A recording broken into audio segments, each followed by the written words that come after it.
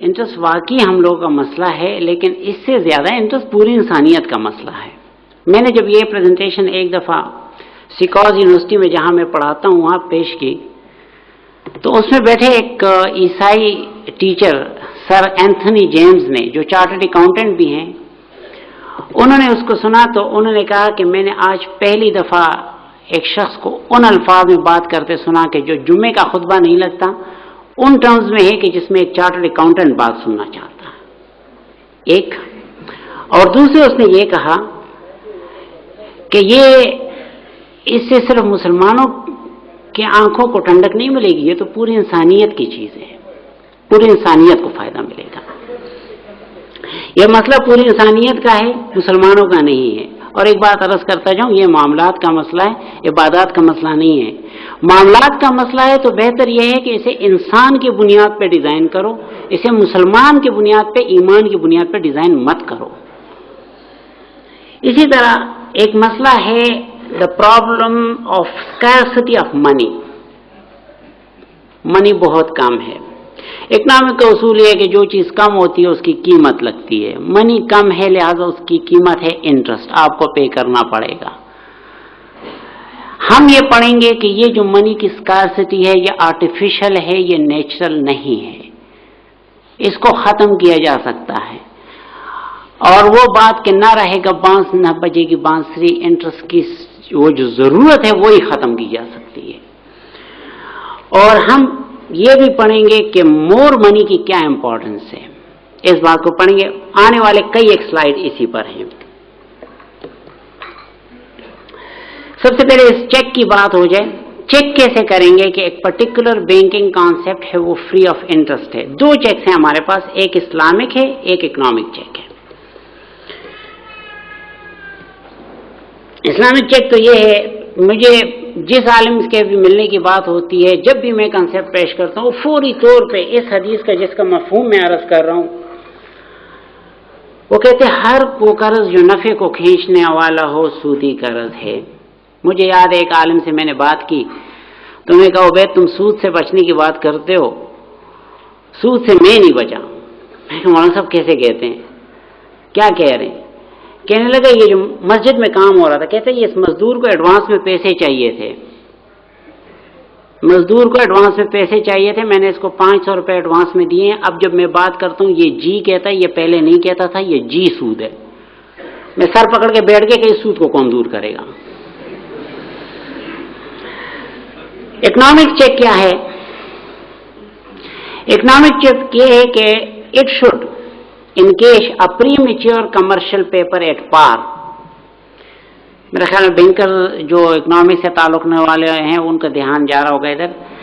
Premature commercial paper है, उसके बावजूद उसको एट पार डिस्काउंट करना है, and at the same time should leave some space for bank to earn profit. ये बात जरा समझाने की है, मैं थोड़ी सी इसकी एक एग्जांपल देता हूं।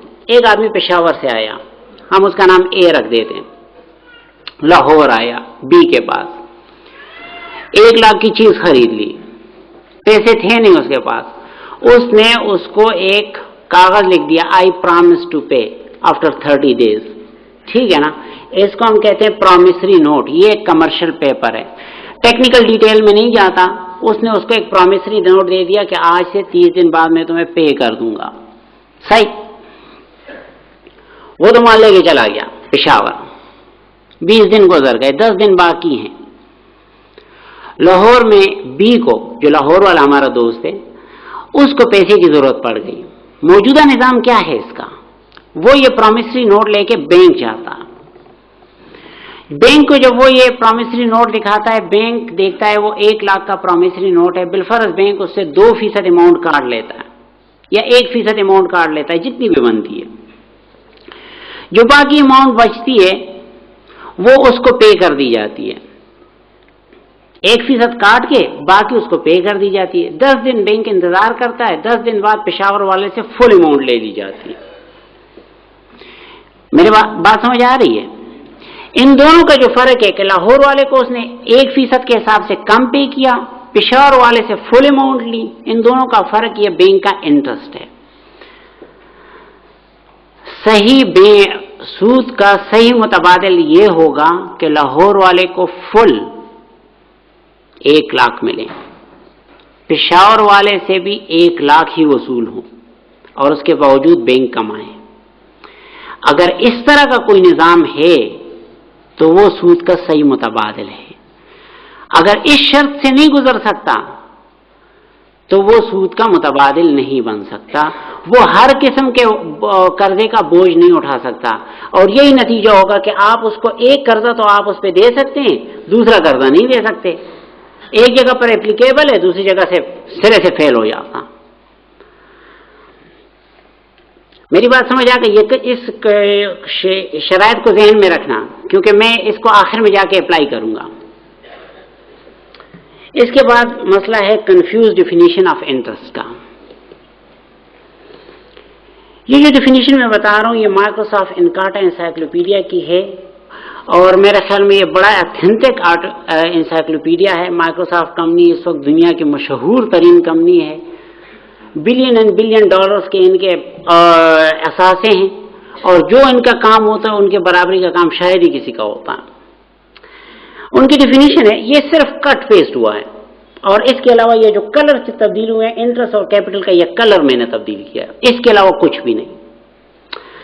डिफिनीशन है, interest payment made for the use of another person's money. Interest क्या चीज है? Payment made for the use of another person's money. लेकिन फिर आगे क्या लिखते हैं? In economics it is regarded more specifically as a payment made for capital. Payment made for capital. अब गौर की बात यह है कि आपके पास जितने पैसे हैं या जितने आपके असासे हैं ये 2 किस्म के हैं, या आपके अपने हैं या आपने किसी से कर्ज ले रखे हैं। इन दोनों को कैपिटल कहा जाता। इन्होंने लोन कैपिटल का जिक्र नहीं किया, इन्होंने ऑल कैपिटल का जिक्र किया है। अब आगे जाते हैं। The use of term capital not loan confuses interest with profit. It confuses interest with profit. ये बहुत अहम बात है। डिफिनीशन, मेरी एक बात याद रखिएगा कि अगर डिफिनीशन के लेवल पे कोई चीज गलत हो जाए तो उसके बड़े शदीद कॉन्सिक्वेंसेस हो सकते हैं, बहुत ही खराब कॉन्सिक्वेंसेस हो सकते हैं। मैं अभी थोड़ी देर में आपको अगली स्लाइड में यह बात बताऊंगा। It will be more clear on next slide. याद रखें कि इन्होंने टर्म कैपिटल यूज किया है, इन्होंने लोन कैपिटल यूज नहीं किया। इससे मसला जो बन रहा है वो लायबिलिटीज और ऑनर इक्विटी का बन रहा है। अकाउंटिंग के जिन दोस्तों ने अकाउंटिंग पढ़ी है वो जरा मुतवज्जो हो जाएं। Liabilities are different from owner equity. मेरे ख्याल में खासतौर पे अकाउंटिंग वाले दोस्त मानेंगे, because their accounting treatment is different. Liability की अकाउंटिंग ट्रीटमेंट ऑनर इक्विटी की तरह कभी नहीं होती। लायबिलिटी मजीद liability on interest which is predefined, fixed and always positive।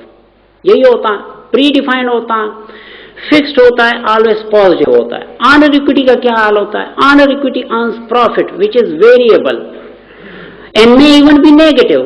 जरूरी नहीं कि नफा हो, नुकसान भी हो सकता है। लाइबिलिटी को कभी नुकसान नहीं होता, ऑनर इक्विटी को नुकसान भी हो सकता है। मजीद आप कह सकते हैं कि जी रेंट भी तो प्री डिफाइन होता है, फिक्स्ड होता है, ऑलवेज पॉजिटिव होता है। Liability never share the risk in business. अभी थोड़ी देर पहले सर आतिफ ने कहा कि जो आदमी एक चीज रेंट पे देता है तो जिम्मेदारी उसकी रहती है। मैंने घर किराए पे दिए, घर गिर गया है, जिम्मेदारी जिसने किराए पे लिया उसकी नहीं है, मेरी है।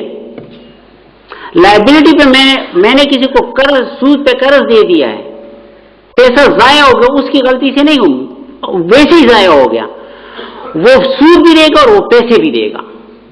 रिस्क में उसका कुछ भी नहीं है। लायबिलिटी वाला लायबिलिटीज रिस्क शेयर नहीं करते। Loan behave as master and equity owner equity a slave of all other factors of production. ये कैसे मास्टर हो जाता है? ये इस तरह होता है कि लोन्स, आपको पता है सबसे पहले